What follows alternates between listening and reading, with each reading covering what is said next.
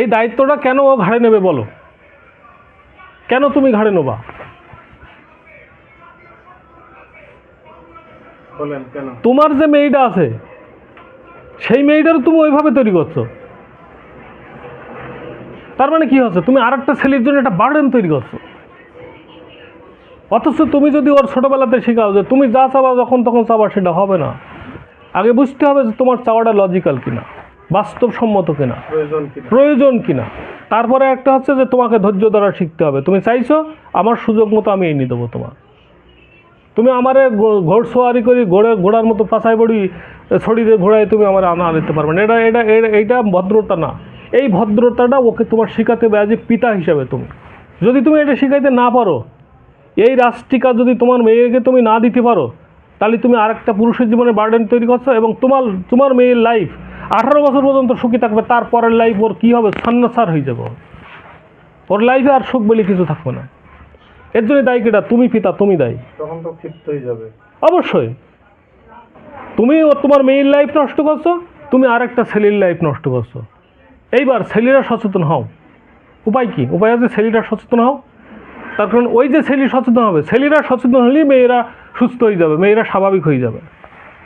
তার কারণ মেয়েদের বদভ্যাস তৈরি করে ছেলেরা, এবং মেয়েদের বদভ্যাস তৈরি হয় ছেলেদের কারণে, আর ছেলেদের অসততা তৈরি হয় মেয়েদের কারণে।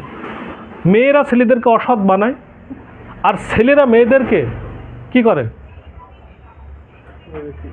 ক্ষিপ্ত হওয়ার, রাগান্বিত হওয়ার পরিবেশ তৈরি করে দেয়, যা চাই তাই দেয়। ঠিক আছে? পিতারা মেয়েদেরকে কি করে? অসভ্য করে ফেলে, অমানুষ বানায় ফেলে। যখন যা চাই তখন তাই, যখন যা চায় তাই দিই। আর ছেলেরা, এই মেয়েরা একটা বাড়ির বউ, সেই একটা ছেলেরা ততদিন পর্যন্ত সৎ থাকে, ততদিন পর্যন্ত নীতিবান থাকে, যতদিন পর্যন্ত সে বিয়ে করে।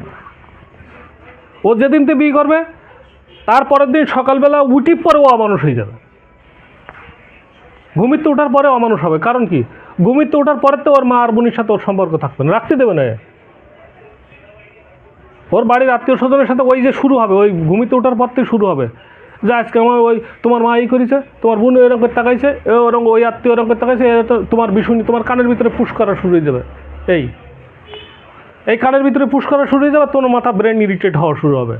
এই তুমি অসৎ হওয়া শুরু করলে, এই তোমার নীতি সব বিসর্জন হয়ে গেল। অথচ ও কৃতজ্ঞ হবে না, ও বুঝাবে না শাশুড়ির সাথে মনোমালিন্য হয়েছে, ননদের সাথে মনোমালিন্য, শ্বশুরের প্রতি ভালো লাগেনি, আত্মীয় স্বজনের ব্যবহার ভালো লাগেনি, সেইটা তুই নিজে সামলা, তুই ভালো হ, তোর ব্যবহারটা ভালো দে, তুই ওরে ভালো কর। এই জায়গায় যাবে না।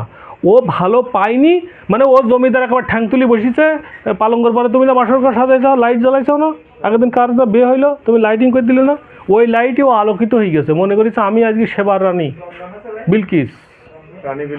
হ্যাঁ, রানী বিলকিস হয়ে গেছে। এই বিলকিস রানী কি করবে? এই বিলকিস রানীর কেউ তোমরা কোনো কিছু করতে পারবা না, আমি সব জগদীশ্বর, ঈশ্বর আমি, নারী উত্তম সত্য, ডোন্ট কেয়ার। এখন যদি সবাই তারে নমস্বী না করে, তাহলে তার গুসা হবে, এবং গুসা হইলে তোমার কানের ভিতরে পুশিং করা হবে। তুমি বিটালোক, তোমার রাত্রি, তুমি সারাদিন তুমি এদিক ওদিক ছাড় পাবা, ঘুরি ফিরি তার থেকে দূরে থাকতে হবে। রাত্রিবেলা বটতলায় যাওয়াই লাগবে। ঠিক আছে? ওই বটতলায় যাওয়ার সাথে সাথে তোমার খাটকে ধরি ফেলা যাবে, ধরি ফেলায় তোমার কানের ভিতরে পুরিতে হবে এক গাদা খানিক অখাদ্য কুকাতা আকতা পাশা নাচা তোমার কানের ভিতরে এরকম পুশ করে দেওয়া হবে। এইবার তোমার মাথা কী হবে? ইরিটেট হবে, না বলতে পারবা বোনের কিছু, না বলতে পারবা মার কিছু, না বলতে পারবা বাপের কিছু। এই তোমার ডিভাইড অ্যান্ড রুল, ভাগ করো, শাসন করো। তার মানে মা বাপের থেকে ডিটাচ করে তোমার ও আলাদা ইয়ে করবে, সংসার শুরু করবো। ধান্দা হচ্ছে একদম বের পরের দিনতে। আর এখন বাতি জ্বালায় কিনা? এখানে পুশ করে তলার দিকতে মেয়ের মা আর বাপ। সংসার এখন মেয়েরা করে না, একদম ঠিক। সংসার এখন মেয়েরা করে না, সংসার মেয়ের মা করে আর মেয়ের বাপ করে। মানে ও বরের সাথে কি কথা বলবে, আজকে রাত্রি পাশ ফিরি শুয়ে থাকবে কি ওই দিক ফিরি শুয়ে থাকবে, সে কথা ওর মা বল দেয়।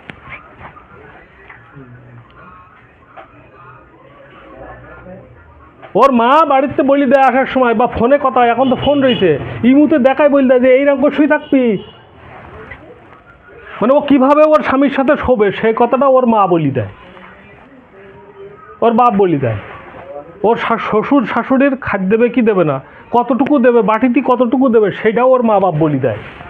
তুই যা করবি তাই হবে, তুই যা করবে তাই। তোর এখন সব। তাহলে কি হয়? তাহলে এরকম চ্যালেঞ্জ আছে, এই চ্যালেঞ্জগুলো কিন্তু ওরা জানে না।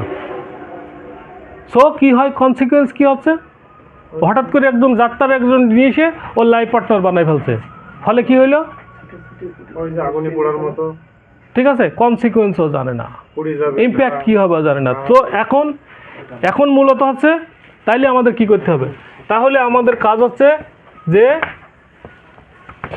একমাত্র পথ, নিজের যদি থাকো বা হচ্ছে তোমার সন্তান হোক, যৌবনে কি করতে হবে, রাষ্ট্রীয় দিতে হবে। যৌবনে রাজটিকা দিতে হবে। এই রাজটিকাটা কি পাইলাম আমরা, রাজটিকা দিতে হবে।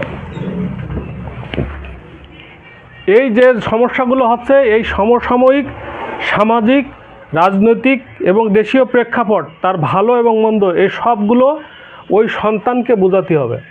এটা করলে এটা হবে, এটা করলে এটা হবে, এই প্রেক্ষাপটগুলো তাকে বোঝাতে হবে। এই বোঝানোর দায় দায়িত্ব বাপ মার। পিতার। এইটা কোনো স্কুল কলেজে শেখাবে না, এইটা কোনো স্কুল কলেজে এই মানবিকতা, এই মানসিকতা, এই মনুষ্যত্ব শেখায় না। যা শেখায় স্কুলের ক্যারিকুলামে, যেটা শেখায়, সেখানে এই কথা নেই কোথাও, যে সে বৃহত্তর পারিবারিক জীবনে যেই তার স্বামী স্ত্রীর ভিতরে যে সমস্যাগুলো হবে, সেই সমস্যাগুলো কীভাবে সলভ করবে, এটা কোথাও নেই। ওই না থাকার কারণেই তো আজকে সমাজ। সন্তান কিভাবে মানুষ করতে হবে, কিভাবে তার আদর্শ শেখাতে হবে, সেই ক্যারিকুলামে কোথাও কোনো সাবজেক্ট নেই, কোনো অধ্যায় নেই, কোনো পরিচ্ছেদ নেই। তাহলে তোমার সন্তান বাঁচানোর জন্যে তোমার সন্তানকে রাজটিকা দেওয়ার দায়িত্ব কার? তোমার পিতার, মার, মেন ভূমিকা পিতার। পিতার। এই রাজটিকা তোমার সন্তানের দেওয়ার দায়িত্ব। যদি এবার তুমি যদি এতিম হও, তোমার যদি না থাকে, এবার নিজের টিকা মারো। তুমি এবার দেখো যে 6টা রোগের এখানে আলোচনা করেছে, সেই 6টা রোগের ভিতরে কোনটা তোমার আছে, তুমি রাজটিকা মারো, স্টাডি করো, লেখাপড়া করো। তোমার কেউ শেখাবে না, তুমি নিজে নিজে শেখো, স্টাডি করো, ভ্রমণ করো, এক্সপোজার ভিজিট করো, মানুষের দেখো, প্রকৃতি থেকে শেখো। ক্লিয়ার? প্রকৃতি থেকে শেখো যে কী হচ্ছে, কী হওয়া উচিত। খারাপ করলে কি হয়, ধুলো ময়লা হাবিজাবি ফেললে কি হয়, পানি নষ্ট করলে কি হয়, জানছো না? এগুলো সব হচ্ছে তোমার রাজটিকা। তাহলে এই টিকাটা দিতে হবে কখন? যৌবনে বড় হওয়ার সাথে সাথে। বড় হওয়ার সাথে সাথে এই টিকাটা দিয়ে নিতে হবে। 12 থেকে 15 বছরের ভিতরে। হ্যাঁ, 12 থেকে 15 বছরের ভিতরে এই টিকাটা মেরে দিতে হবে।